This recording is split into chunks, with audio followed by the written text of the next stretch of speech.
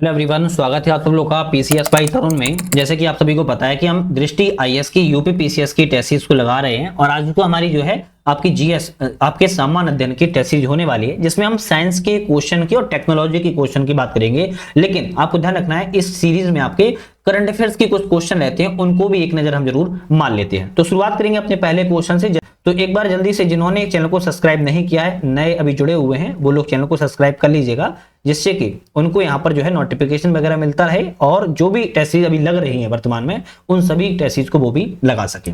तो 75 तक हम प्रीवियस आपकी वीडियो में लगा चुके थे, पता होगा। आज हमारा जो है 76 से लगाएंगे, जो कि आज का हमारा पहला क्वेश्चन। इसके पहले हम प्रीवियस वीडियो में 75 क्वेश्चन तक लगा चुके थे।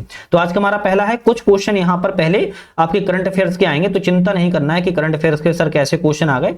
कुछ क्वेश्चन करंट अफेयर्स के पहले आएंगे, फिर उसके बाद हम क्वेश्चनों को हमारे साइंस के क्वेश्चन आएंगे यहाँ पर।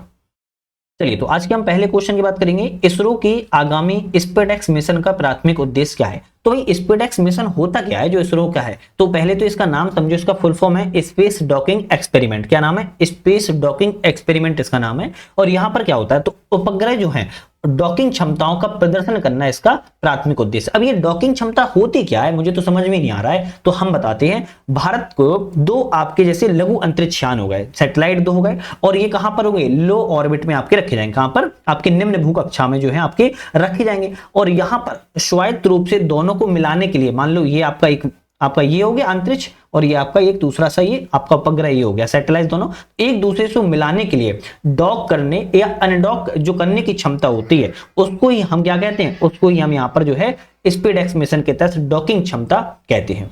जो देश अंतरिक्ष कार्यक्रम की दृष्टि से महत्वपूर्ण है, ध्यान रखिएगा, क्या है वो? आज के समय में डॉकिंग क्षमता को प्रदर्शन जो है कर रहे हैं। अभी हाल ही में भारत के द्वारा आपके चेजर और टारगेट, क्या है? चेजर और दूसरा आपका टारगेट।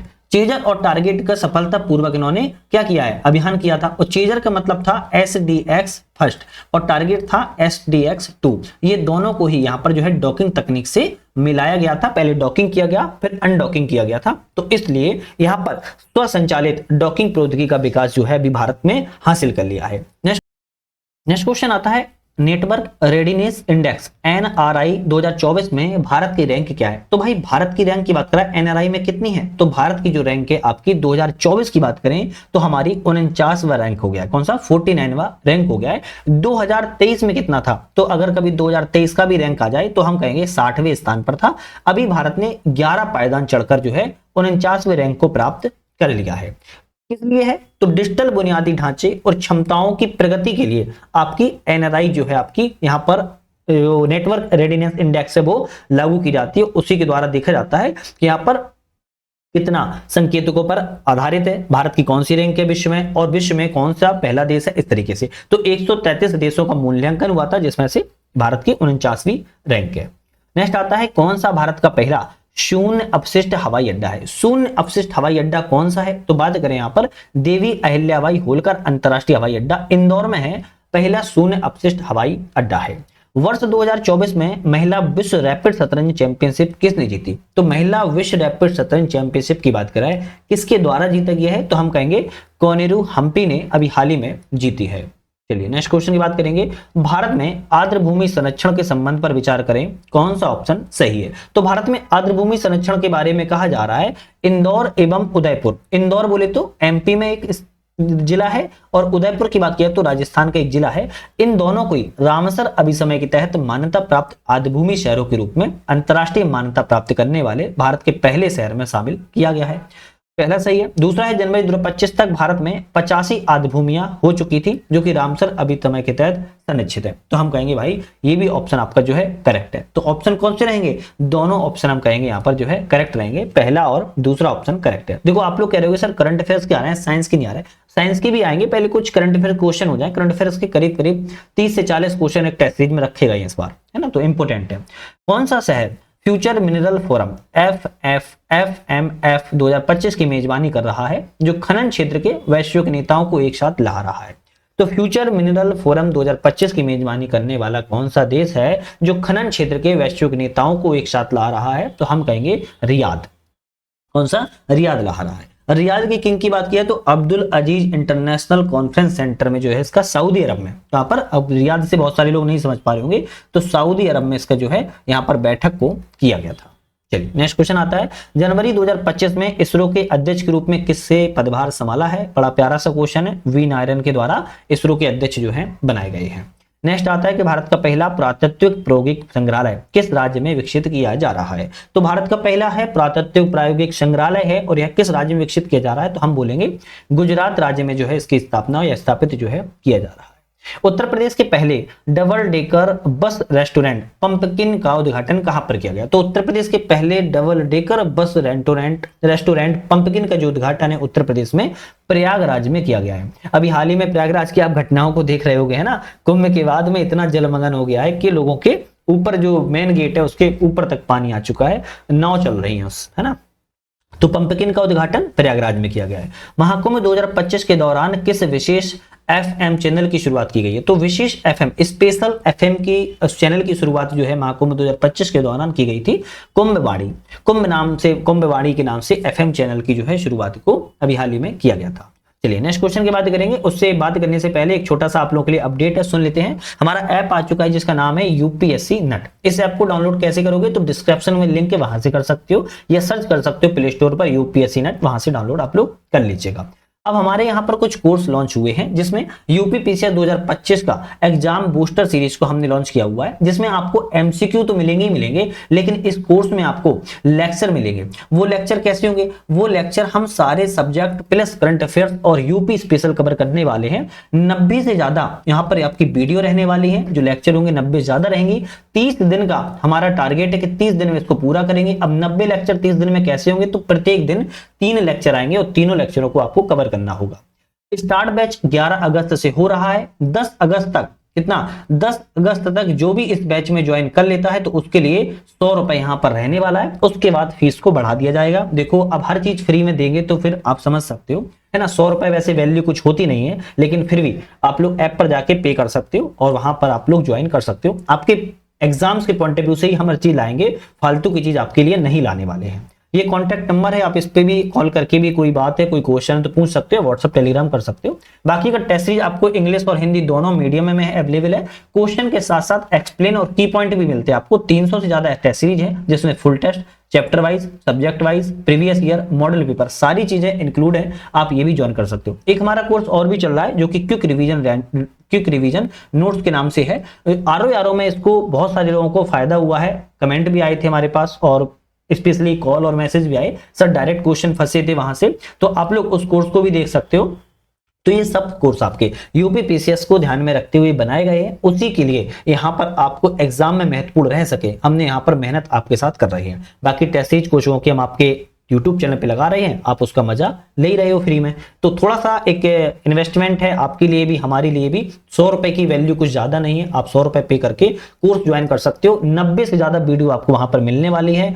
49 का जो हमारा करंट अफेयर्स का कोर्स चलता था वो कोर्स आपको इसी में फ्री मिलने वाला है। तो एक तरीके से 50 रुपए तो आपके वही कवर होगा जो आप लोग करंट अफेयर्स का कोर्स ज्वाइन करने वाले थे। तो आप 50 रुपए में आपको 90 लेक्चर अलग से मिलने वाले हैं। तो अभी जाइएगा जल्दी से, आप लोग डेमो क्लास एक डला हुआ है, देख लीजिए। बाकी आप ज्वाइन जल्दी से कर लो, 10 तारीख के पहले 100 रुपए में केवल है। उसके बाद फिर रेट बढ़ जाएगा, फिर कम नहीं होगा। देखो फिर आप कितना भी बोलते रहना, है ना, क्योंकि बाकी और भी लोग हैं, इसलिए थोड़ा सा आप लोग ध्यान रखो। चलिए क्वेश्चन की तरफ लौटते हैं, क्वेश्चन की बात कर लेते हैं यहाँ पर हम। चलिए क्वेश्चन देख लेते हैं। निम्नलिखित में से कौन सा शहर जो है उत्तर प्रदेश में मुख्यमंत्री अबोधय समग्र विद्यालय स्थापित करने के लिए चयनित 10 जिलों में शामिल नहीं है? तो क्वेश्चन सिर्फ इतना सा है कि उत्तर प्रदेश में मुख्यमंत्री अबोधय समग्र विद्यालय जो स्थापित किए गए हैं, जो आपके 10 जिले हैं, उन 10 जिलों में से 3 जिले इसमें शामिल हैं, लेकिन आपका एक जिला शामिल नहीं है। तो सबसे पहले क्यों ना हम ये जान लेते हैं कि आपके जो 10 जिले हैं वो कौन कौन से हैं, है ना। 10 जिले वो कौन कौन से हैं? तो हम बात करें आपका गाजियाबाद। कौन सा? गाजियाबाद। उसके बाद आपका सिद्धार्थनगर। सिद्धार्थनगर के बाद बात की जाए तो ललितपुर। ललितपुर के बाद बात करें तो झांसी। झांसी के बाद बात करें तो जालौन। और जालौन के बाद बात करें तो अयोध्या। अयोध्या के बाद बात की जाए तो सुल्तानपुर। सुल्तानपुर के बाद बात की जाए तो अंबेडकर नगर। कौन सा है? अंबेडकर नगर। और अंबेडकर नगर की बात करें तो प्रयागराज। और प्रयागराज बाद अंतिम आ जाता है मिर्जापुर। तो अब इसमें से कौन शामिल नहीं है, हम कहेंगे कानपुर इसमें शामिल नहीं है, जबकि अयोध्या, मिर्जापुर और सिद्धार्थनगर आपके शामिल है। उत्तर प्रदेश के निम्नलिखित में से किस व्यक्तित्व को साहित्य और शिक्षा पत्रकारिता के लिए 2025 में पद्म भूषण से सम्मानित किया गया है? तो किस व्यक्ति को साहित्य और शिक्षा पत्रकारिता के लिए 2025 में पद्म भूषण से सम्मानित किया गया? तो हमारा ऑप्शन यहां पर कौन सा रहेगा, हम ऑप्शन बोलेंगे यहां पर श्री राम बहादुर राय को। किसको? श्री राम बहादुर राय को सम्मानित किया गया है। केंद्र सरकार ने किस दिन सुपोषित ग्राम पंचायत अभियान का शुभारंभ किया? तो सुपोषित ग्राम पंचायत अभियान का शुभारंभ जो है केंद्र सरकार के द्वारा वीर बाल दिवस के अवसर पर किया गया था। नेक्स्ट क्वेश्चन पर बढ़ेंगे। किस वर्ष प्रसिद्ध व्यक्ति को 2024 में टाइम पत्रिका के पर्सन ऑफ द ईयर के लिए चुना गया है? तो किस व्यक्ति को चुना गया है 2024 के लिए टाइम पत्रिका ने पर्सन ऑफ द ईयर पुरस्कार के रूप में? डोनाल्ड ट्रंप को चुना है। अभी डोनाल्ड ट्रंप बहुत चर्चा में है ना, इनकी खबर थोड़ा सा सुनते रहना, मजा आ जाएगा। अच्छे और बुरे के लिए दिया गया है। 9वीं भारत थाईलैंड रक्षा वार्ता आयोजन कहां पर की गई? तो 9वीं नंबर की भारत थाईलैंड जो रक्षा वार्ता थी आपकी कहां पर? नई दिल्ली में की गई थी।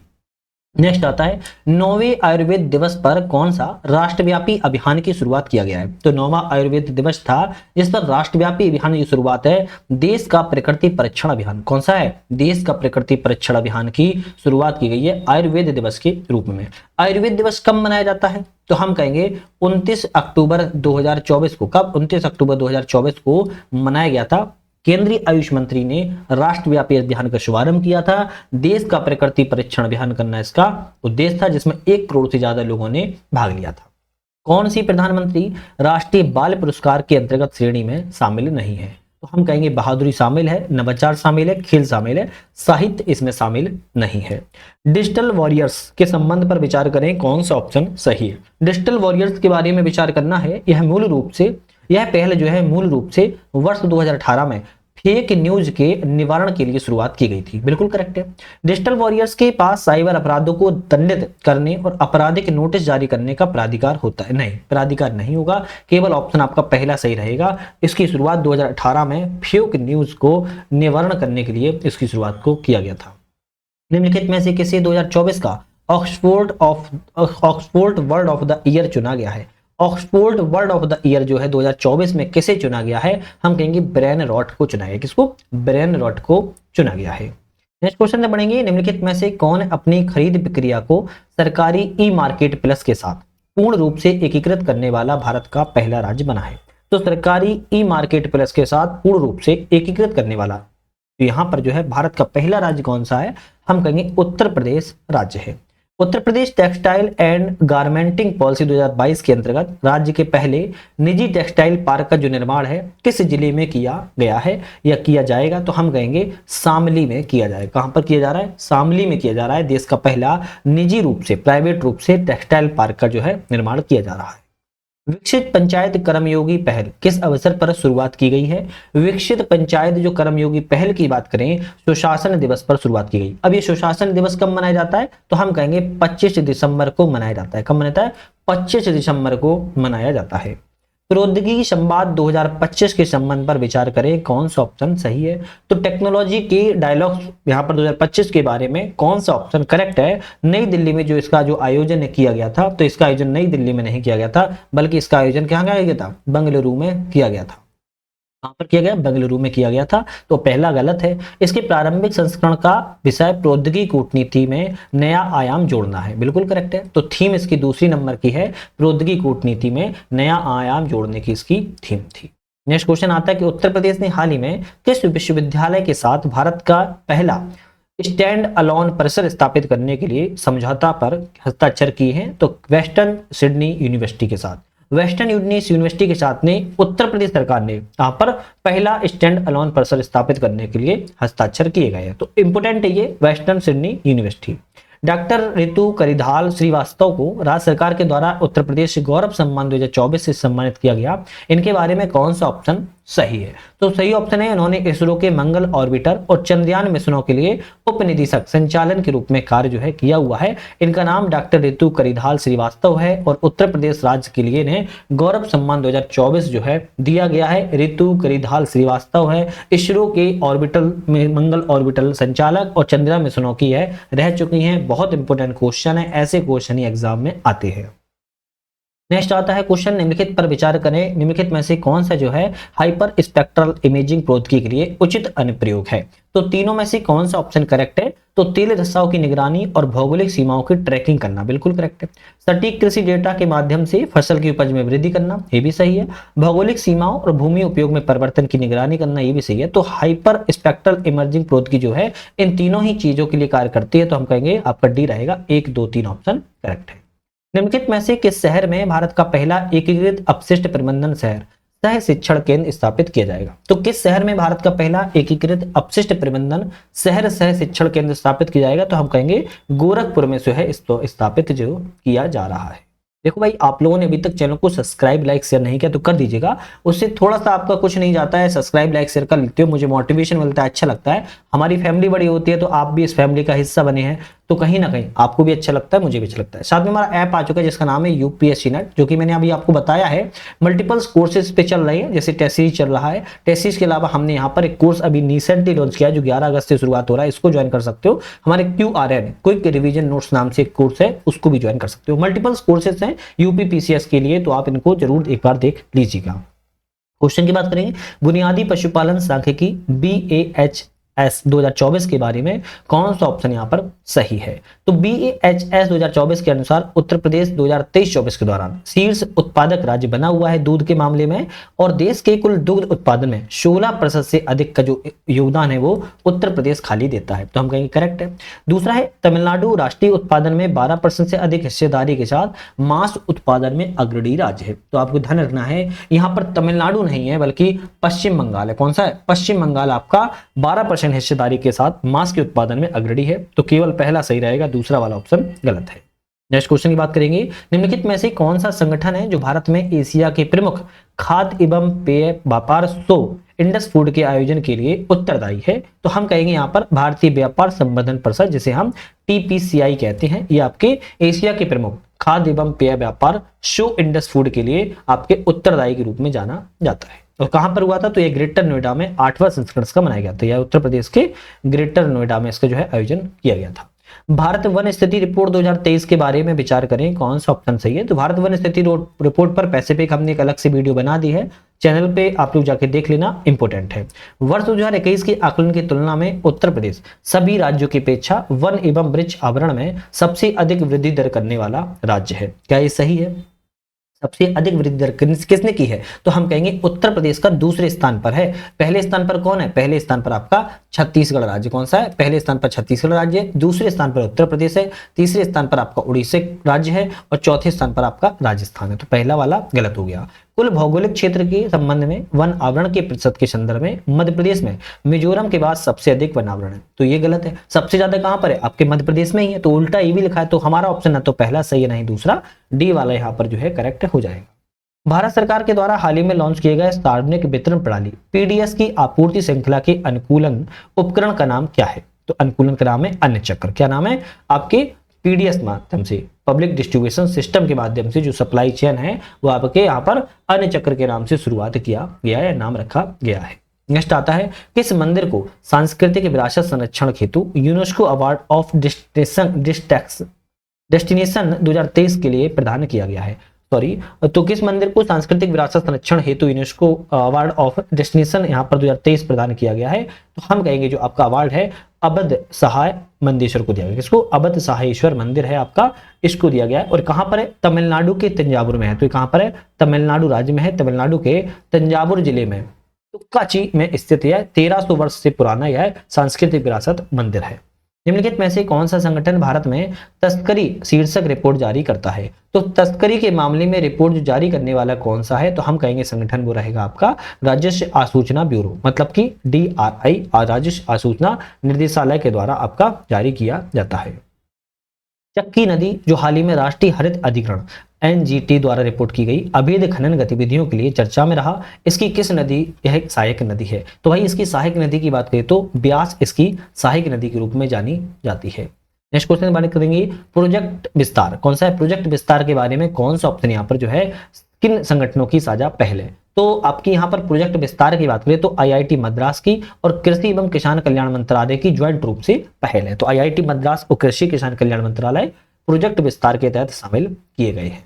नेक्स्ट आता है भूमि से h ऊंचाई पर स्थित m द्रव्यमान के पिंड की गुरुत्वीय स्थित ऊर्जा का सही व्यंजक क्या है। तो भाई साहब यहां से हमारे क्या आ गए हैं, साइंस के क्वेश्चन आ चुके हैं, करंट अफेयर्स के क्वेश्चन खत्म हो चुके हैं। mgh उसको कहते हैं, क्या कहते हैं, mgh कहते हैं। निम्नलिखित कथनों पर विचार करें, कौन सा ऑप्शन यहाँ पर जो है करेक्ट है। तो शक्ति वह दर है जिस पर कार्य किया जाता है, बिल्कुल करेक्ट है, शक्ति तो वही दर है जिस पर कार्य किया जाता है। अधिक शक्तिशाली मशीन समान कार्य को अधिक समय में करती है। अरे भाई गलत है, सही है भाई, गलत लिखा है। अधिक शक्तिशाली मशीन उसी कार्य को कम समय में पूरा करेगी, समान समय में कैसे पूरा करेगी। तो हम कहेंगे पहला वाला सही है, दूसरा वाला ऑप्शन गलत लिखा है। निम्नलिखित कथनों पर विचार करें, कौन सा ऑप्शन यहाँ पर सही है। विचार करें हम, ऊर्जा किसी वस्तु की कार्य करने की क्षमता है। क्या है, ऊर्जा किसी वस्तु की कार्य करने की क्षमता है, हम कहेंगे करेक्ट है। दूसरा है ऊर्जा का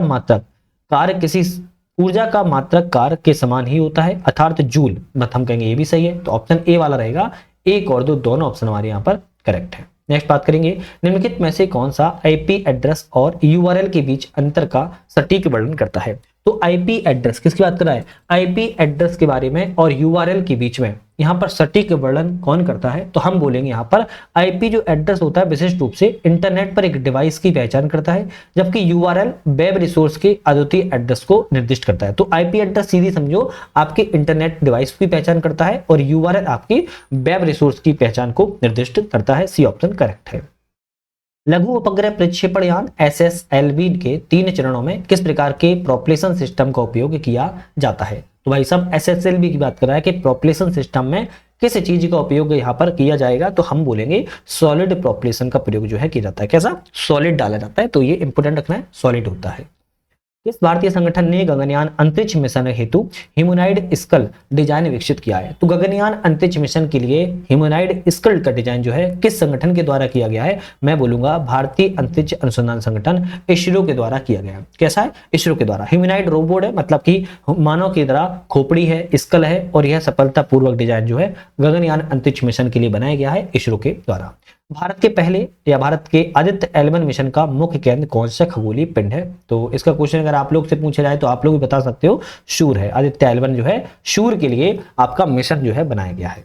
नेक्स्ट क्वेश्चन की बात करते हैं। नेक्स्ट क्वेश्चन हमारा है, नीचे दिए गए अभिकथन और कारण इनमें से कौन सा ऑप्शन आपका सही है। देखते हैं, ध्वनि तरंग की आवृत्ति में वृद्धि के साथ ध्वनि का तारतम्य बढ़ता है। क्या ये सही है। तो मैं बोलूंगा यहाँ पर जो आपका है बिल्कुल करेक्ट है। ध्वनि तरंग की आवृत्ति में वृद्धि के साथ ध्वनि का तारतम्य बढ़ जाएगा। हमारा मस्तिष्क उच्च एवं निम्न तारतम्य के बीच में अंतर नहीं कर पाता। तो भाई साहब अंतर कर पाता, क्यों नहीं कर पाता, तो कारण तो गलत लिखा है, जबकि ऑप्शन पहला वाला सही है। तो हम कहेंगे ए सही है, किंतु आर ऑप्शन हमारा गलत है। जब वायु में किसी वस्तु की गति ध्वनि की गति से अधिक हो जाती है तो इससे उत्पन्न होने वाली तीव्र और तीक्ष्ण ध्वनि को हम क्या कहते हैं।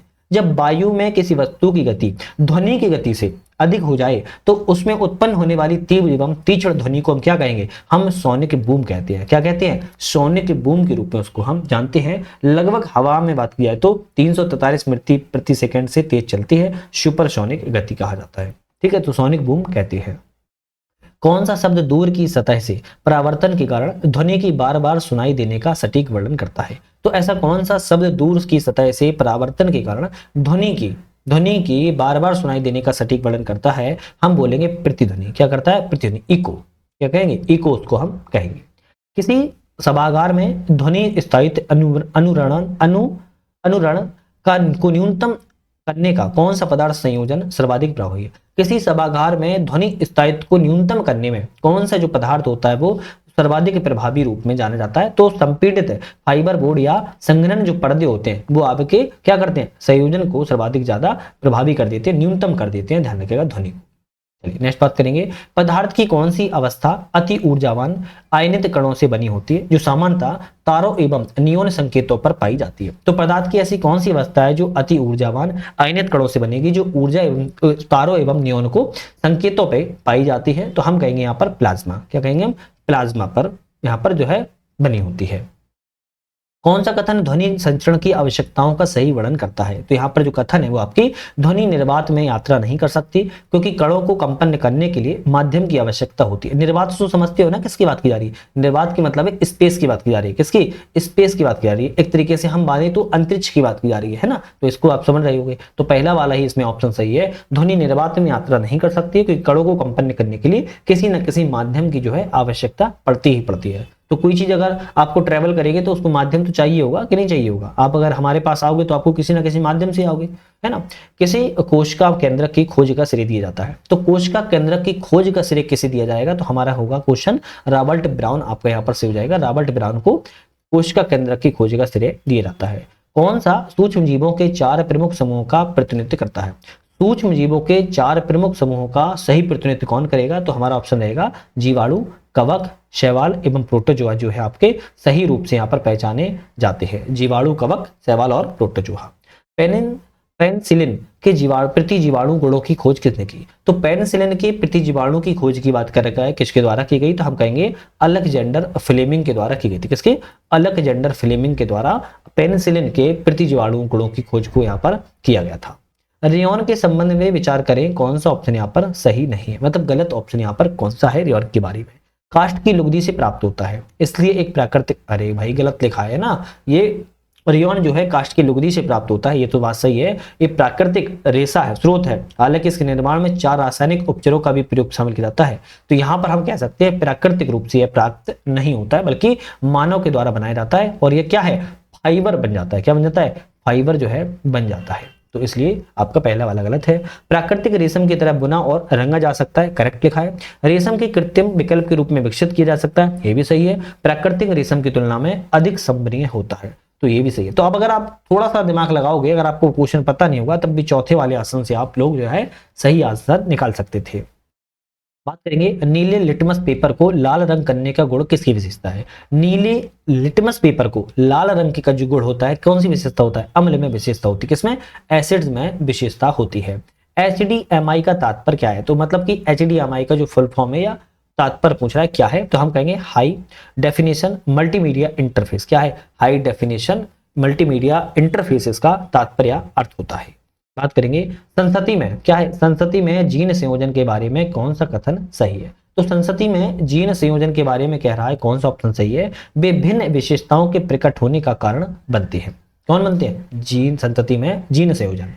नेक्स्ट आता है मानव के प्रारंभिक विकास के निम्नलिखित चरणों का सही क्रम व्यवस्थित कीजिए।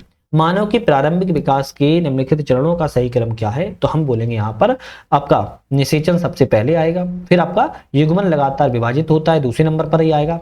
उसके बाद क्या आएगा? नहीं, सॉरी, हाँ सही है, निषेचन पहले नंबर पर आएगा, युग्मन लगातार विभाजित होता है दूसरे नंबर पर आएगा, तीसरे नंबर पर आएगा कोशिका के पिंड का निर्माण होता है, अंतिम में भ्रूण गर्भाशय की दीवार में प्रत्यारोपित हो जाता है, तो हम कहेंगे चौथे नंबर। तो 4 2 3 1 पहला वाला ऑप्शन यहाँ पर करेक्ट हो जाएगा। नेक्स्ट आता है हाइड्रोलिक लिफ्ट किस सिद्धांत पर संचालन करती है? तो हाइड्रोलिक जो लिफ्ट होती है किस सिद्धांत पर संचालन या किस सिद्धांत पर कार्य करती है? पास्कल के नियम पर कार्य करती है। पास्कल्स के लॉ पर जो है आपकी हाइड्रोलिक जो लिफ्ट होती है वो कार्य करती है। पहला NSM सुपर कंप्यूटर परम शिवाय कहां पर स्थापित है? तो भारत का पहला NSM सुपर कंप्यूटर परम शिवाय की बात कर रहे हैं, कहां पर लगा है? हम कहेंगे IIT BHU वाराणसी में लगाया गया है। नेक्स्ट आता है परमाणु ऊर्जा विभाग के निम्नलिखित बारे में विचार करें, कौन सा ऑप्शन सही है? तो परमाणु ऊर्जा विभाग के बारे में, परमाणु ऊर्जा विभाग की स्थापना 1954 में की गई थी, प्रधानमंत्री के प्रत्यक्ष प्रभार के अधीन यह कार्य करता है, करेक्ट है। परमाणु ऊर्जा विभाग में भारत सरकार का सचिव परमाणु ऊर्जा आयोग का पदेन अध्यक्ष भी होता है, ABC है, ऑप्शन सी रहेगा। 1 और 2 दोनों ऑप्शन करेक्ट है। निम्नलिखित में से कौन सा युग्म यहाँ पर सही नहीं है? गलत ऑप्शन यहाँ पर कौन सा है? बात करें तो GD बिरला पुरस्कार चिकित्सा विज्ञान सहित विज्ञान में अनुसंधान के लिए दिया जाता है, करेक्ट है।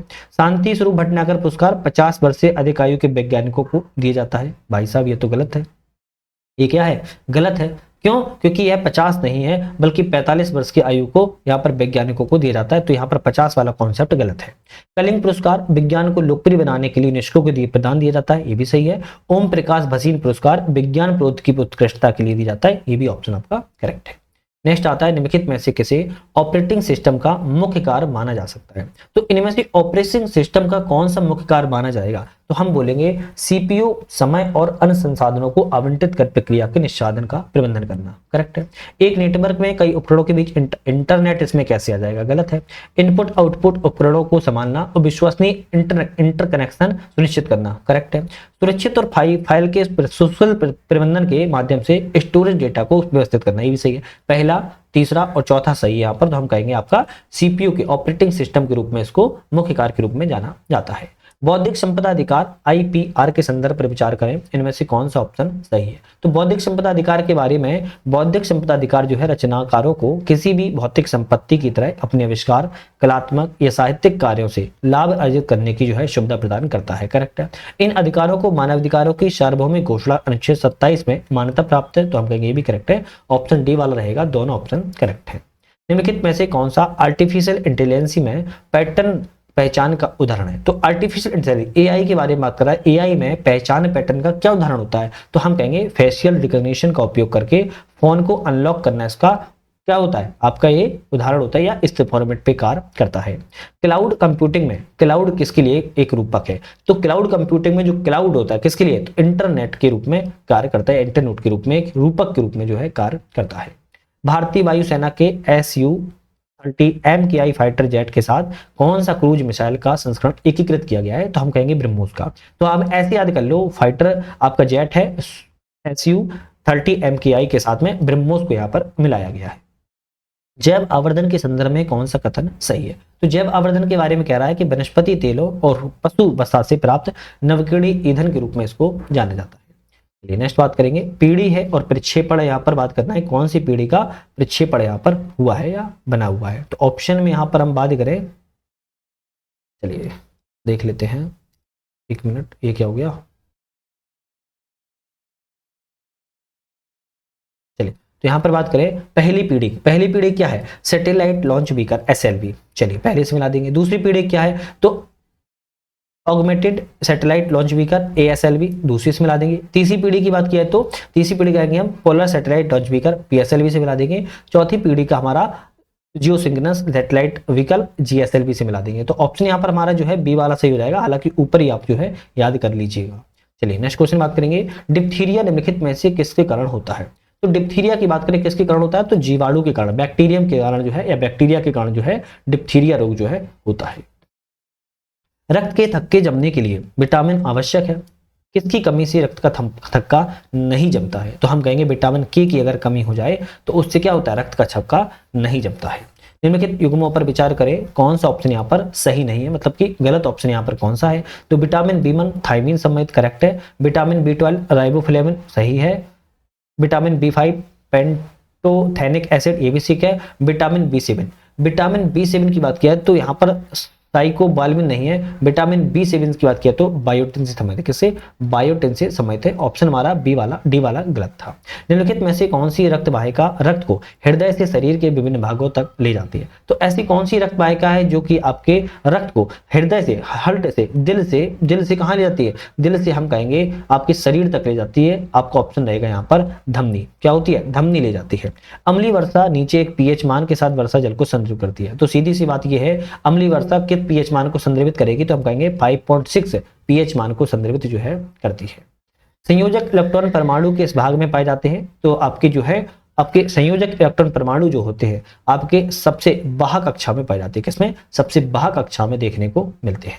क्रिस्टलीकरण के संदर्भ पर विचार करें, कौन सा ऑप्शन यहाँ पर जो है करेक्ट है। क्रिस्टलीकरण के बारे में विचार करें तो क्रिस्टलीकरण एक ऐसी प्रक्रिया है जिसका उपयोग घोल से क्रिस्टल के रूप में शुद्ध ठोस प्राप्त करने के लिए किया जाता है। करेक्ट है। क्रिस्टलीकरण में अशुद्ध ठोस पदार्थ को एक विलायक के साथ गर्म किया जाता है, फिर गर्म अवस्था में छाना जाता है, उसके बाद प्राप्त निस्यंद फिल्ट्रेट को ठंडा किया जाता है और शुद्ध क्रिस्टल जो है बन जाता है। तो ऑप्शन हमारे दोनों सही है, तो ए वाला रहेगा, 1, 2 दोनों सही है। आज का हमारा अंतिम क्वेश्चन रहेगा, प्रकाश के गुणों के संदर्भ पर विचार करें, कौन सा ऑप्शन सही है। तो प्रकाश के गुणों के बारे में, प्रकाश ऊर्जा का एक रूप है जिसे विद्युत चुंबकीय तरंगों के रूप में प्रचारित किया जाता है। करेक्ट है। प्रकाश सीधी रेखा में संचरित होता है, सामान्यतः एक किरण के रूप में प्रदर्शित होता है, ये भी सही है। ऑप्शन यहाँ पर हमारे दोनों करेक्ट जो है रहने वाले हैं। ऑप्शन हमने यहाँ पर कितने बात की है क्वेश्चनों की, 150 क्वेश्चन, 150 क्वेश्चन, मतलब कि फुल टेस्ट सीरीज को हमने कंप्लीट किया है, जिसमें हमने आज की दृष्टि की बात करें तो टेस्ट नंबर हमने 3 यहाँ पर कंप्लीट कर लिए हैं। अब हम कहेंगे सर यही सिर्फ लग रहे हैं कि और भी लग रहे हैं? हमारे इस चैनल पर मेक आईएएस की भी लग रही है, मेक आईएएस की बात किया संस्कृति आईएएस की लग रही है, संस्कृति आईएएस बात की जाए तो ध्यय के भी लग रहे हैं, ध्यय की लग रही है, जीएस वर्ल्ड की लग रही है, और हम दृष्टि के तो आपको बता ही रही है कि हम लगा ही रहे हैं। तो मल्टीपल्स कोर्सों की टेस्ट सीरीज लग रही है, ज्वाइन कर लीजिएगा। साथ में हमारे ऐप को डाउनलोड करके मल्टीपल्स कोर्सेस है उनको भी ज्वाइन कर सकते हो, जिसको आपको तैयारी करने में और भी आसानी हो जाएगी। तो आप वीडियो पे बने रहने के लिए धन्यवाद।